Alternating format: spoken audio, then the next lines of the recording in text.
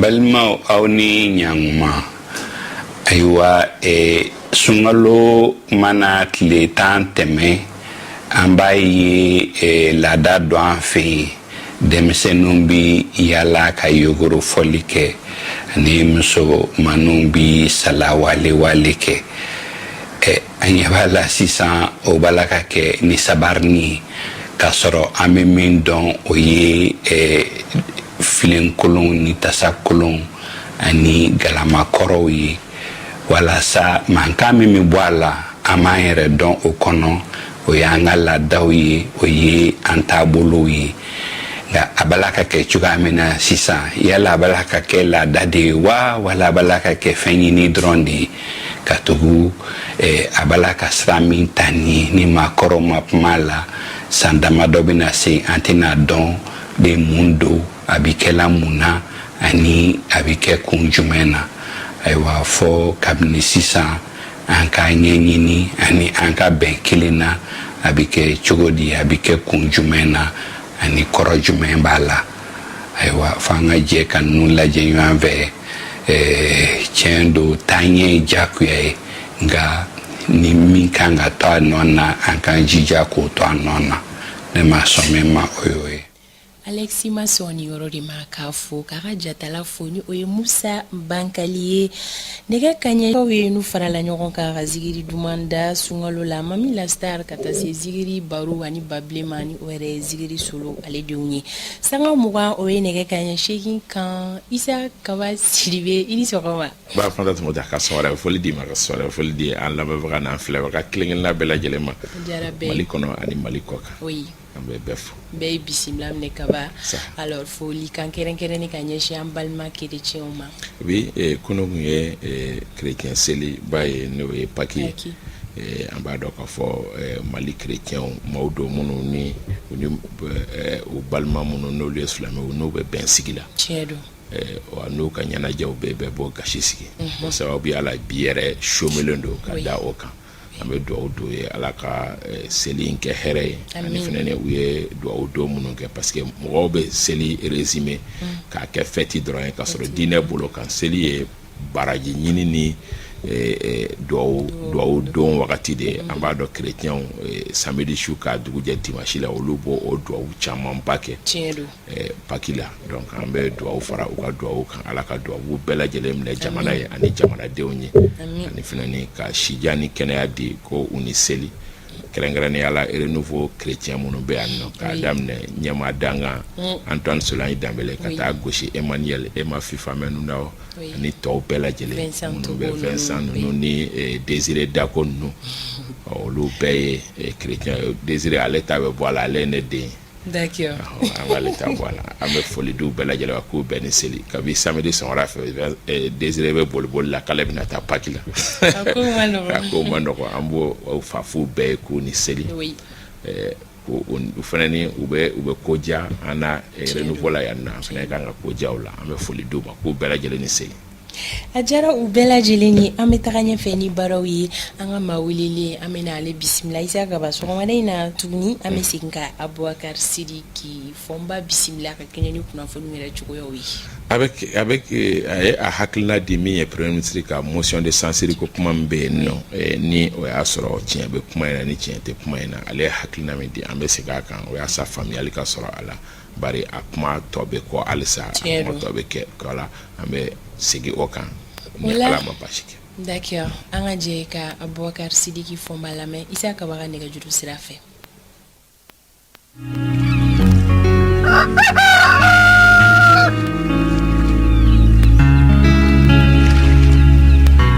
Honorable Aboubacar Sidiki Fomba ini sogoma aba isa ini sogoma Honorable Aboubacar Sidiki Fomba kunafoni be kunafoni gafew ani bololo sanfɛ ka fɔ ko CNT mɔgɔw bɛ fɛ ka motion de censure do premier ministre n'a ka gouvernement kama e min bɛ CNT kɔnɔ yalima kuma in a sinsinnen do wa i b'a kalama wa isa kaba mi ifo foli diyara n ye ka malien fɛn bɛ k'an lamɛn wagati la k'a bɛɛ fo o bɛɛ i laminɛ u bɛ ka min fɔ ko motion de censure n'o ye ka fɛɛrɛ kɛ ka premier ministre gɛn ka bɔ yen ko o kuma bɛ CNT la mba galondiga galondo chete bi chete sini mado diga fenglani ni wala ta ka jamana deun sukun funteni ka foko anga lanyine ka shogel gen ka bo fangala donc lanyine mu do wala ta furuko min be jamana kono bi ta furuka mo to furuko ka fara o jama murutina nga wala kere men bu kono ka fanga ta filin do tente intercession tente machimati wani be purike ka maliki jaw ka to che galonka alors que il va do kuri ala ni krache o ma che maliki jaw Allah ini fere ka gena ko maliki jaw ni atimi kute ngon kanfo parce que ni am mo be premier ministre na be bua ka fangala bolo mi ya shido ngola ngole babo kendo muna amena fobi o motion de century beta motion beta di dalujme kuma kan me de ba to o sente bo tapi ka ba foko ka premier ministre ke comme du mena songoro de be kiri goyala au de la ka premier ministre wele ado agale ara kosobe est-ce que o gale amunumbe sente mo ko wele ni sugar na ka mo ko che est-ce que mo ko te ku sisi o de ka o gale afina te galonyo honorable gele foi te sente ni sugar che ibe mo ka fara mo dama doka mirina ma et puis mo mo ye mirina fo sugar ma u ka mirina de fo u wasa de mirina mais ado ne bora ka kuma ne kuma mi fo ka fo mo sugar nali ajara maye amaja maye ayanga yerma horonya ayo nike duana wa mi matika ke sampi saba anyo ye kalu tankono ado ali marki jawere tegara fali ka kuma na sente mo be tegara fali ka kuma na donc na trosa ko ore be sente kono amiseni na mo do ne be ka nyimi mo ko kuchita kuna aywa fo mo ka fo me ko sente mo fle groupe de parti ou be groupe chaman be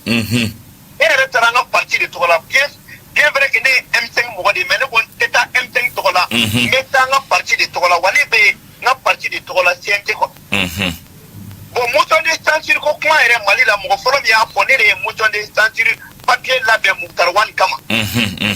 avogati la président ere ko mo kono kanga atimi mo makanga nyongri ko motion de censure ko tala ko fait amarake muye ko na tuli la kata sabe ko donc malé on kafara ba mo bla nyona dab aywa mara shima motion de censure ko kuma fo wa motion de censure ko te sena a te fanshi be doga akila de glane ni droga jamana de on tusu aywa fendo fenenye motion de censure kana ke no ga mo sigile mega sente mo ma kono ina fo interpellation do la ministre do be bibina olu koni joro kuma kacha yalma session bena do mo ko segi sigini ministre interpeller wala sa au moins jamana de on ka don olu ka département la hala be chugo miwa isa ko ba ne fomba kelenye ministre wolo bla de interpeller wa be jabi be mbulu anduma bo kalama oh voilà amani ni ngafelo ministre wolo bla ni ministre des finances interpellé ka ministre de l'environnement interpellé ka ministre des transports interpellé ka ministre de la justice interpellé ka ministre de l'éducation interpellé ka ministre de l'environnement interpellé ka ministre de l'énergie et de l'eau ka interpellé a be jabi be na mbulu mais famba jamana de on dute bo olu jabi kalama adu na fa yodi jamana de mo o nyini ngali ke o jabi be le bolu felaw ka fara oka interpellation nani fo ta ke flanyina mama ne kunyo ke ko bla ke cho oral la okna na ke isa ka ba tente interpellation min ke ni sa ka ba ko de mali kera mali ka dam ne murbu katana fo ka tampi sa ba démocratique an ko interpellation ma ke wasa deuna o be ke chugodi o ma ko interpellation na suga jmeji interpellation min be ke oralement o ngwane kera mali on te fe ka tiedi mugwa ekele nani ke donc arma nani ke ave bora television na mali la be ayi yena mi ye sebenin tay ne kele ngwane kola wa bin jabi bele bolo bi ave ngwambo ave na ye njambe conférence de presse ke ka ministre kelengele nga jabi be bo mais mais famba ikan go de ke sange wala sanga baka na te botele la est-ce que ni asebeni dira ema efnani ka devoir te ko contrat ndi ke wala sa jamana de on ka bwa kala ma ne ba ko contrat ndi ko mo de ake ne be kuma ka kuna foni di mogoma ne be sembe ko male o nyana akite foma ka kuma glani interprétation no jabi ni bo ode ta ka foni kera ni make ni meta par exemple amideni ko jibo selwi jibo selwi kana amideni ama kuma me kosaina anyame interpellation ke na kuma fora ek yo kuma fa mena fo mo ya ke yele ko kera ka ministre interpeller ale jabi dia kwala teme kwa ko be dossier na wa ko de ka baraka sa wa ali mo hote mun kala maka baji bo la Guinée Canada et Bamako étude de faisabilité à bara ko na dame février mais c'est-à-dire mali ko kera fendo bébé ni do ko kele di yere ko kele di la donc même mali on atteint la cinquième motion de statut ko kuma yere ko ayo na ala sona boni na ngona be ke mo mi na tele ni na ko tewa wo ne radi bon beru ba do fere antina yere blower la ne afo nous me fait prévenir sur kata isa tatu ko sawa de bichudella a follow na yere ko ko mangene segena babla a flana de bana kinti ba fo a sugar isegena me fe ikabla a tabana abi ka fo jere na amago be sen wera na munte ni wa tike kele kono a tike jafan kono mo ka do ko trenchon fanga kauni démocratie fanga tike ante fitiri wale ala ayi ja ami ja sugar ko jariya akugari ay feno ke jamana en kono mo bi ke chini ma ni ma de ka ke démocratie mo ka fe wa ya ke fere parce que atimi ni ba ko fe itite ka sugar ke foye ni ma atimi ko yi ala sona itite ka abla job ke foye ni ma atimi ko yi wa on sen ke baro barake fe na be ba ke transition ko wa transition ko ku kelele avec tali ke atimi de la machi to dala machi jamtala aywa ambifo merci beaucoup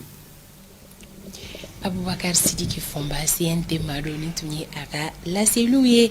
président Mabataki ambe olateme okofe amesura wala li Kennedy Auma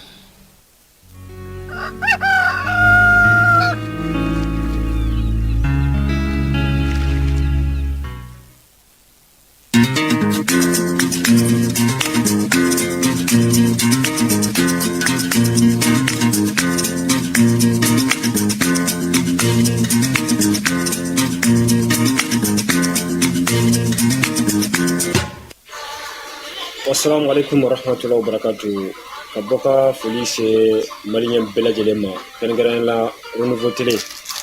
Anga fulu baye. Vraiment aye hakilna munta. Vraiment hakilna nyimando. Anga sekan boka hakilna di ewa anga ewa kumini kuwa nanga mali kuwa. Amba foko jamana nyamko beka hakilna minta ko ye façon de travail vraiment sirakani. Ala ku dema barala. Ala sala ko bulu sensi isa ka babra nga fulbi ni ka wa barakela nga fulba blajele renouveau chena muso dem sene ma ko fulbi ka da blajele ma ewa aumbe kuma bi anga community ko la ambe jema marala wala anga dugure to ko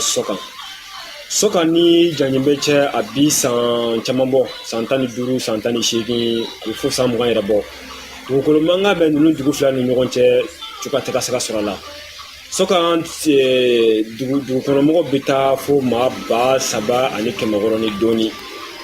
bo janyume na ma chara tika teme wa mo kemeduru mo kemeworoka bo ma mo mi ngaro ma ba woro ni koye minta kemeduru kemeworo e bo minta keni ba hake o kachane uluka seneko furo bita furo bi woro ani furo wolonvla ewa janjime de kelma ko furo minako parce que c'est ba leye so on tela saka seneke ne sigilembe gabo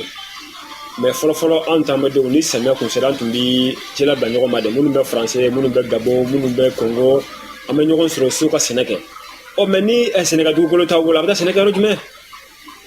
donc on est ni hakila mun ba on ka fobo jamana nyamo masimuka fereke kani ko yanyini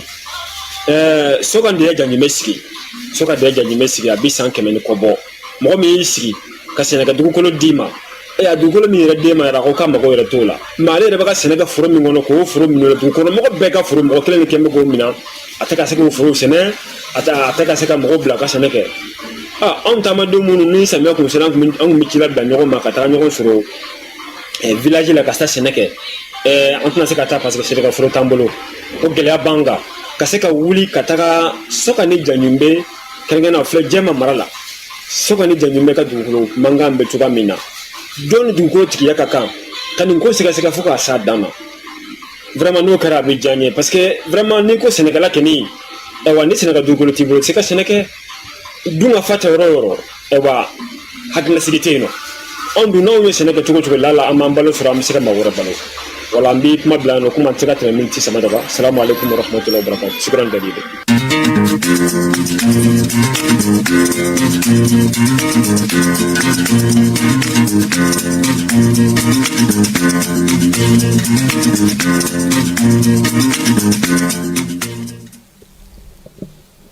faamuyali ko ɲuman dalen don an balimakɛ hakilinan kan isa kaba sidibe labɛnnen don ka bɛn ni sisan wagati ninnu ye walawalali kɛnɛ o la an bɛ n'o dayɛlɛ aw ye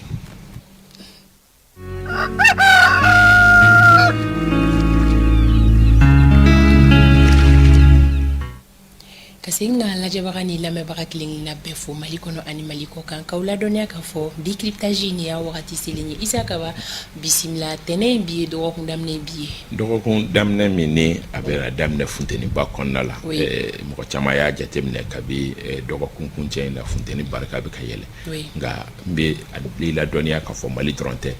nin kɔni kɛlen don fɛn ye phénomène ye min n'a bɛ diɲɛ kurukara kɔnɔ c'est vrai que yɔrɔ dɔw bɛ yen nɔ nin wagati bɛ olu sɔrɔ nɛnɛ hakɛ dɔ la olu yɛrɛ tɛ k'o nɛnɛ hakɛ sɔrɔ mais yɔrɔ wɛrɛw minnu ni nin wagati b'olu sɔrɔ funteni na olu ka funteni dan tɛmɛlen don tile barika ka bon kosɛbɛ donc mɔgɔw kan k'u janto nin wagati na u ka taa ni ka segiw la dɔgɔtɔrɔw ka kumakan don ka sɔrɔ kɛ tile bɛ hakɛ min sɔrɔ a bɛ taa fo 45 degré minnu na olu man ɲi adamaden yɛrɛ ma mɔgɔw kan k'u janto denmisɛnninw na ani ni ci min tɛ ci urgent ba yɛrɛ ye mɔgɔw kan k'u janto ka taa ni ka segin la ani minnu ka baara bɛnnen bɛ o wagati ninnu ma n'o wagati ninnu sera 14 heures ka yɛlɛn ninnu a ye moto taxiw ani fɛn wɛrɛw jɔ a ka wagati ni kunkurunin pause kɛ nin wagati ma nɔgɔn tile damadɔ ninnu ko don a wagati ma nɔgɔn hali dɔɔni mɔgɔw k'u hakili to a la parce que min n'a kuma bɛ fɔ changement climatique a bɛ ka na yɛrɛ yɛrɛ de o de la il est grand temps que mɔgɔw ka conscience ta ka yiri turu daminɛ ka yiri tigɛ dabila ka fɛn dɔw bɛ yen nɔ minnu bɛ an ka environnement tiɲɛ k'olu dabila joona joona e k'a lajɛ n'i y'i kɔtɛrɛma bɔ ka taa hali 2011 kɔrɔ o kɔfɛ o yanfan ninnu na i b'an ka carré kɔnɔnaw kelen-kelen bɛɛ jateminɛ mɔgɔw tun bɛ sigi yiri sumaw kɔrɔ mɔgɔw tun bɛ gɛrɛn sigi yiri sumaw kɔrɔ mɔgɔ ni mɔgɔ tun tɛ kɛlɛ i t'a sɔrɔ npogotigininw ka yiri suma tun bɛ yen cɛmisɛnninw ka yiri suma tun bɛ yen cɛkɔrɔbaw ka yiri suma tun bɛ yen mais bi yirisumako gɛlɛya bɛ an ka kin kelen-kelenna bɛɛ lajɛlen na Bamakɔ région b'o cogoya la ten tɔ yirisumako gɛlɛya bɛ ka na an ka jamana kɔnɔ yiriw mɔgɔw y'u tigɛ u m'u remplacer courage ma kɛ mɔgɔw la ka yiriw turu yiriw tigɛra fan bɛɛ yiri kelen-kelenninw de bɛ carré kɔnɔ ni yiri kelen min kɛra carré kɔnɔ bɛɛ bɛ t'i to yiri kɔrɔ an yɛrɛ nɔ don dɛ mais an k'an janto parce que a bɛ ka taa cogo min c'est pas bon a fɔra arajow ni fɛnw bɛɛ lajɛlen na ka fɔ ko ɲina funteni bɛ bonya kosɛbɛ a dun ma ban fɔlɔ a yɛrɛ fɔra ko nin dɔgɔkun yɛrɛ bɛ taa ka jugu kosɛbɛ ka sɔrɔ kɛ bi yɛrɛ a bɛ taa 44 ka se 45 ɲɔgɔnnaw ma 13 heures ninnu wagati donc mɔgɔw k'u janto yɛrɛ la ka u yɛrɛ don u kun don yirisuma kɔrɔ la walasa bana wɛrɛw minnu ni tile bɛ se k'olu lase mɔgɔ ma ka an kisi olu ma siga t'a la isa kaba ala ka tulo kɛ tulo kunnadi ye a bɛnna ni wagati fɛnɛ an bɛ sun don wagati minnu na donc a gɛlɛmanba yɛrɛ ye o de ye ala gɛlɛmanba yɛrɛ a bɛ sun baara gɛlɛya kosɛbɛ nka baraji ɲini don dusukun na ko don mɔgɔw b'a teni sinon 18 heures bɛ se kuma o kuma suntigɛ bɛ se kuma o kuma a b'a sɔrɔ mɔgɔw kan jalen don farikolo déshydraté i mana kɛ tile kɔrɔ i bɛ wɔsili min kɛ ji fitinin min b'i farikolo la tile journée kɔnɔ o bɛɛ bɛ taa i kan bɛ ja i gɔnɔ bɛ ja hali i zɛmɛ bɛ ja Mame do de ala ga limani o jinan journal sa suna amando kalidoni amido baroko na laisa ka ba kuma si mimi ambolo so madaina o de déclaration commune be mune ko fo déclaration commune e baraye kunafoni mi nabi ke gafe ni maubati kana bla mamuno ndu u yeraye a kunafoni konala ka foko olude a déclaration que c'est une annonce faite par deux ou plusieurs personnes ou regroupements, une annonce qui muni ou bela jelenka hakilina ba kono maoma ya tikano bla abetalike kunafoni kan kunafoni mi ni aujera ka akunafoni la benyogon kan walma abetalike kumakan munu ni ma kelen walma ma chama jera ka ke batakiye ka dankene ma ya jama ka bo kalama ka foko an hakilina de ni ni wale ya ka fuma ko déclaration commune mo kelen tate ga jama jelando mo kelen foga se mo chama ma olu manu hakilina walma u kunklena ke seben furaye ka kuna funi jare bela jelen ka bo kalama ha fuma ko déclaration commune. D'accord, isa ka ba so kuma dai na e ba feka kuna funi ajumeni di ama jonu le kungan ko kuma be sina parti politique bishegi nyogona u yera ka fola olu de ye jelajeke kunu ni obena minye marsi kalo kle bisaba ani kelema akera adema PSG o jabalala a parti politique bishegi u yera ka fola abeka chidon be keneka u bena kumakando kan kumakan mendu ya ke gafe min nanya foko to da ko déclaration commune teliala a gafe konnako ode kafo ko constatons que la transition dont la durée avait été établie à 24 mois ko lu kelen ko ka jetemne kafo ko fanga che franche fanga mi ni akuntala kun fora kafo ka bina tijo kolo mugan ani nanina à partir du 26 mars 2022 ni ORR nundon baraw kunye marsi kalo kle mugan woro ye samba fla ani mugan ani fla conformément à l'article 22 de la loi numéro 2022-001 ko ka kanyani chetige mi ni obe sharia seben ko fo no be talike article numéro 2022-001 du 25 février ko février kalo kle muganduru samba fla ani mugan ani fla révisant la charte de la transition ko ORR kera saobiye ka charte de la transition ko obayelema et le décret qui a prévu la fin pour le mardi 26 mars 2022 ko sharia mi ni oye ayamaria kafo ko fanga che franche fanga beba tarata don mars kalo kle muganu woro sans bafla ane muganu nani. Rappelons que c'était la prolongation ko olube hakila jikinga ko ORF nani kera wakati la prolongation d'un délai initial d'1 an et 6 mois ko erek nye monopole mina kera kasoro monopole kura do kera kaso yake fanga che franche fanga kunye sankele ani kalo woro ke no be ben kalo tan ani shegima. En conséquence ka Kenya no wale ay réuni ce jour 31 mars 2024 ko ulu farale hunno nyogon kan karido marsikalo kle muga ani marsikalo kle bisaba ani kelen. Demandons aux autorités en bas nyini fanga che franche fanga nyemo fait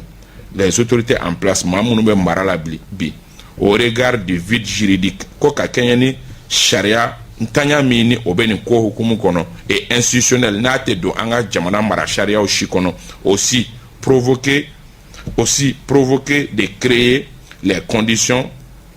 vide juridique aussi provoquer de créer les conditions d'une concertation rapide ko uba nyini ou fait ku ka wale ya bela jelenke ka siga fo bado la ben siga fo ba mi ni bela jelen bi yere bi akono rapide et inclusive ni bela jelen bi yere akono pour la mise en place d'une architecture institutionnelle ko ka minando blasenka minami ni bela jelen bi yere okono à l'effet d'organiser dans les meilleurs délais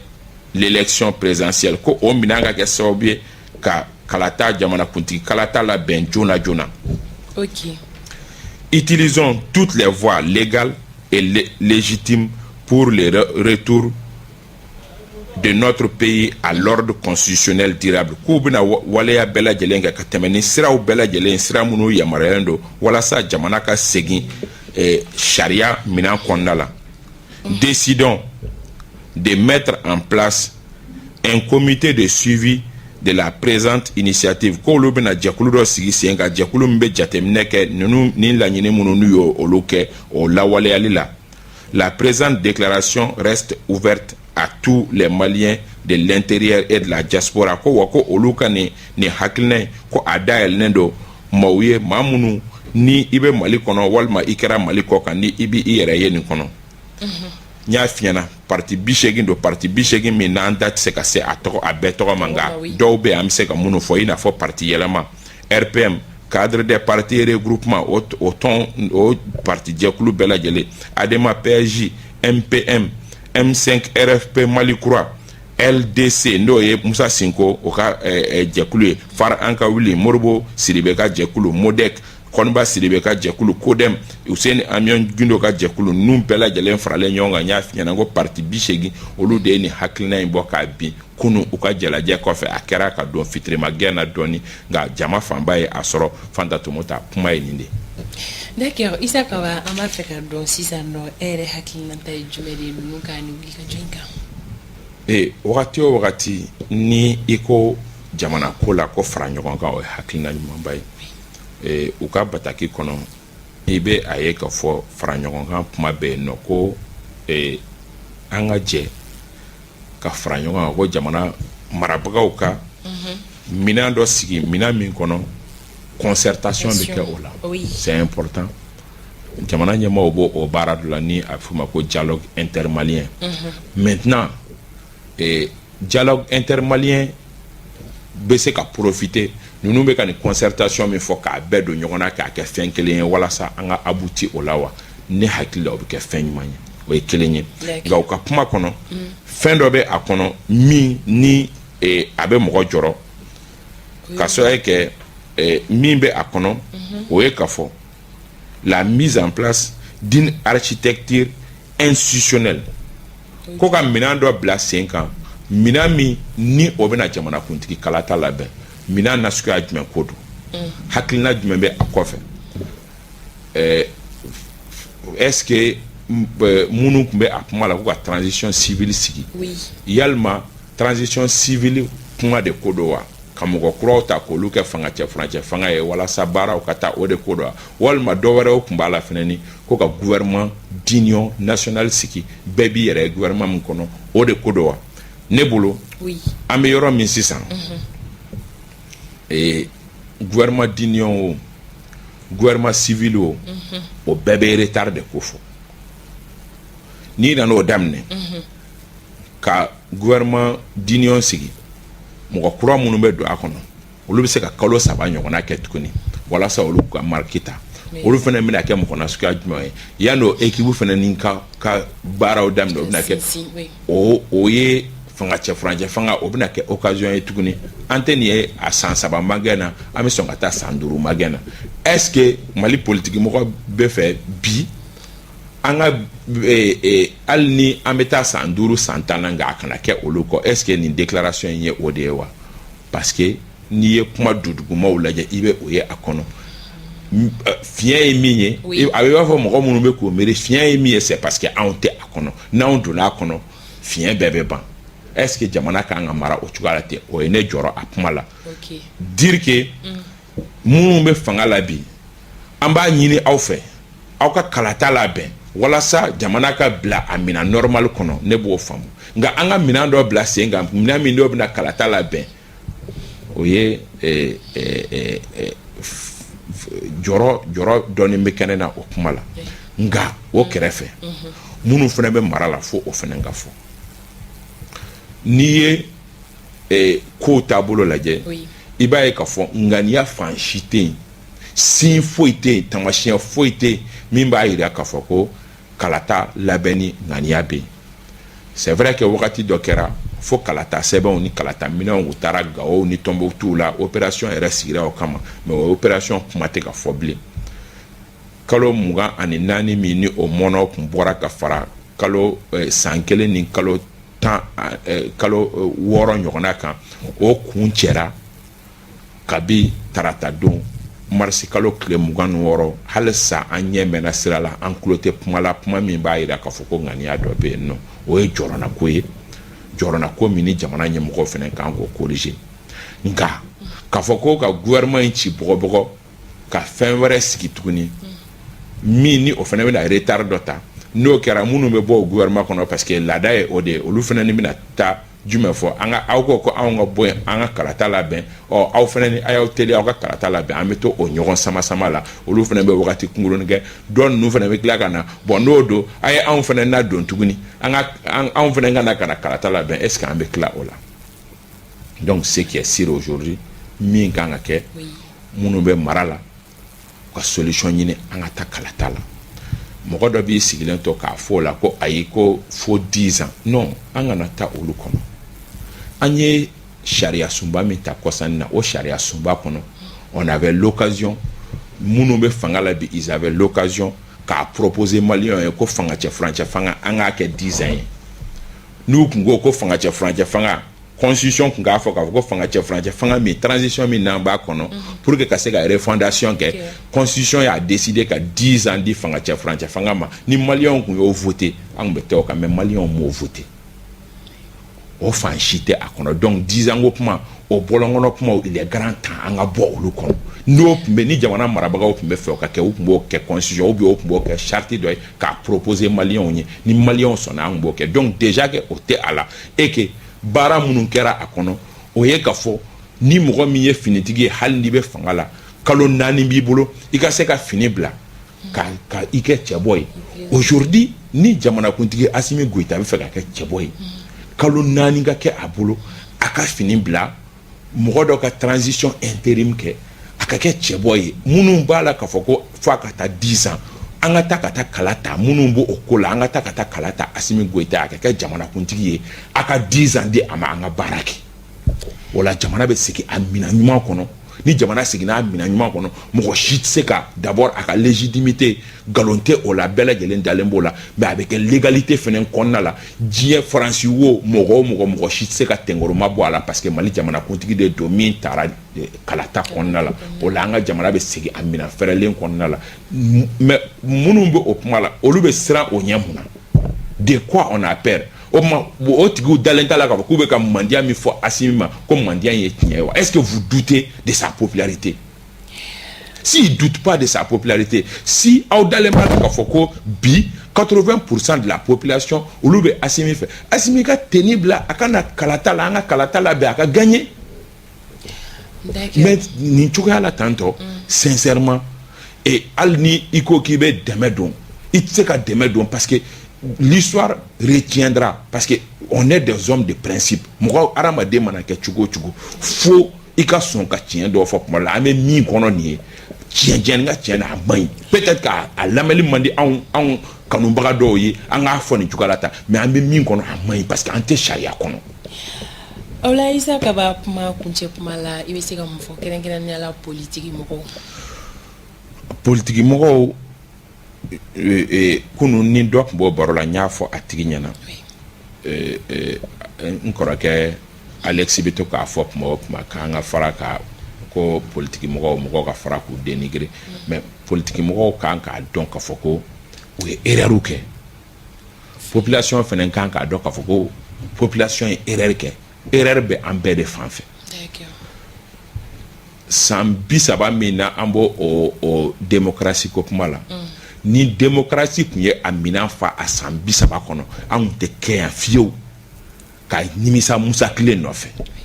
parce que bɛɛ bɛnna kan k'a fɔ ko Musa Tile ɲɔgɔnna tile kolon kun tɛ yen nɔ mais bi quand la moitié de la population arrive à penser que k'a fɔ ko hali an ka kɛ Musa Tile kɔnɔ la ça veut dire que quelque chose n'a pas marché mais pourtant minnu ye a san 30 minnu ye a taa ni ka segin kɛ u yɛrɛ dama ni ɲɔgɔn cɛ dɔw bɛ yen nɔ minnu kabi Alpha Tile u bɛ ministériya la ka ATT Tile kɛ ministériya la ka IBK Tile kɛ ministériya la o mɔgɔ kelenw bi seba bɛ olu de ye olu tɛ maloya k'a fɔ ko mɔgɔw kana démocratie la gosi parce que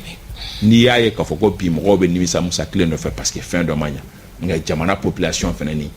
an nɔkɛra la kabi Musa Kile fo bi ni mɔgɔ min nana fanga la don min pression tɛ se ka k'o kan hali a tigi yɛrɛ i t'a sɔrɔ mɔgɔ min yɛrɛ n'a aw b'o kunkanba e fan da tun b'o ta ni ne ko n bɛ kɔrɔfɔ e yɛrɛ bɛ jɛn n'a ye Isa Kaba kuma dɔ la to ka tiɲɛw fɔ e bɛ jɛn n'o ye dɛ mais kɛrɛfɛ mɔgɔw de b'a fɔ munna i bɛ kuma fan da tun b'o ta ma munna i bɛ kuma alors que mara an yɛrɛ ka bamanankan na an b'a fɔ ko marabaga ye sununkun de ye o y'anw yɛrɛ ka bamanankan de ye ko marabaga ye sununkun de ye k'a k'an ka jɛn ni critique ye mais min ka di anw ka jamanaden ye ni mɔgɔ min bɛ fanga la don min ko hali mɔgɔ kan'a fɔ k'a fɔ ko ko nin yɔrɔnin man ɲi n'o mɔgɔ population yɛrɛ de bɛ ten k'a fɔ ko vidéoman kelen don dɛ o de kama vidéoman ye sangatigi ye parce que o lamɛnli de ka di mɔgɔ ye ka vidéoman ka mɔgɔ wɛrɛw de ko parce que alors que n'i ye mɔgɔ hadamaden fɛn fɛn to a yɛrɛ ma parce que marabaga ninnu jinɛw tɛ wɔkulɔ o tɛ hadamadenw de n'i ye hadamaden fɛn fɛn to a yɛrɛ ma ko ta tɛ hali tubabu jamanaw États-Unis ni fɛn u m'u ka marabagaw u ma Barack Obama to a yɛrɛ ma hali n'o y'a sɔrɔ sangaba b'a la mais pression de kɛra a kan k'a fɔ ko mara bɛ kɛ tan de wa an bɛ taa nin sira de fɛ Faransi jamanakuntigi Faransi population bɛ pression de k'u kan mara bɛ kɛ tan de Chine chinois fɛ yen nɔ chinois ka président kana u filɛ tan to u discipliner ka se nin hakɛ ma mais pression b'a da la o tɛ sɔn foyi ma population b'a ka revendication kɛ a ɲɛ bi naani ma diɲɛ bɛɛ de bɛ ten mais anw de ko ni mɔgɔ min n'an ye danaya den kan dɔrɔn k'an b'i sigi an b'an sigi k'i lajɛ k'e k'a bɛɛ ɲɛna i b'a fɔ ko sanu bere jinɛmori bere dɔ de bɛ e bolo i mana i bolo jɔ min na dɔrɔn o bɛ ɲa non il faut que population ka droit de ye ka pression exercer marabaga kan a kɛra maire ye a kɛra gouverneur ye a kɛra mɔgɔ min ka pression k'a kan walasa a ka mara kɛ ka ɲɛ. D'accord, o de bɛ dansigi bi jɛmukan yɛrɛ la an bɛ faamuyali ko ɲuman ɲini kanubaga kelen-kelenna fɛ Isa Kaba folikanw b'i bolo. N bɛ foli di Aba n'a ka denbaya ma yan fo Segukaw fɛ yen nɔ Yakuba Sise yan fo Tɔnbɔkutukaw fɛ yen ka foli belebeleba d'a ma ka Alu Jara fo Gimba national terikɛ don a bɛ ORTM na an bɛ foliba di a ma Acali bɛ fo Nigerkaw fɛ yen nɔ n terimusoba dɔ an bɛ a fo Moriba Kamara yan fo Selenge n terikɛba dɔ n bɛ foliba di a ma ka kanubaga kelen-kelenna bɛɛ lajɛlen fo Agiba Elebo a ko k'an balimamuso bɛ États-Unis ko ka kɔɲɔ kan ka kɛ an bɛ dugawu dɔn kɛ Ala ka kɔɲɔ ni si bɛɛ k'a kɛ si ma fila ka furu ye Ala ka seni bolo bɔ a la ka foli ni nin di ka taa kanubaga kelen-kelenna bɛɛ lajɛlen ma nka yanni n ka bɔ kuma la n bɛ fɛ ka tasi bila kɛ ka ɲɛsin radio so baarakɛla belebeleba dɔ ma Dieudonné Dako peut-être que minnu ye mɔgɔkɔrɔbaw t'a dɔn mais an ka génération arabu émission ka a fɔlɔ-fɔlɔ kɛ Bamakɔ yan nɔ a ka diya kosɛbɛ ka sangaba sɔrɔ rapper denmisɛnnin fɛn fɛn filɛ nin a bɛɛ tɛmɛna ni minnu bɛ sangaba la bi Ibawanu n'a tɔw a bɛɛ tɛmɛna ni cɛ min ka plateau ye en son temps o ye Dieudonné Dako de a émission kun tɔgɔ ye ko Jɛka Rap Jɛka fɔ arabu a tun bɛ fɔ ko Jɛka Rap émission dumanba kun don a tun bɛ kɛ jeudi ni samedi bɛɛ tun b'a lamɛn Dieudonné Ala y'a ka kalifa minɛ a la mais bi na ale de tun ye radio Jɛka fɔ o administrateur général ye suro an ye kibaruya sɔrɔ k'a fɔ ko Ala ka wele sera a ma an bɛ tasi bila kɛ ka ɲɛsin a ma Ala ka lahara sɔn suma a y'an kɔnkite minɛ Ala k'o nɔgɔya an n'a bɛ taa jɛ min ma Ala k'o nɔgɔya an bɛɛ ka radio Jɛka fɔ mɔgɔw bɛɛ lajɛlen an bɛ condoléance présenter o bɛɛ lajɛlen na an baara kɛ ɲɔgɔnw don. Siga t'a la fo ka taa se radio lamɛnbagaw ma an bɛ tasi bila kɛ ka taga o bɛɛ lajɛlen yɔrɔ an b'an ka dibila baara kɛbagaw fo Awa Tafili Ture ale bɛ réalisation na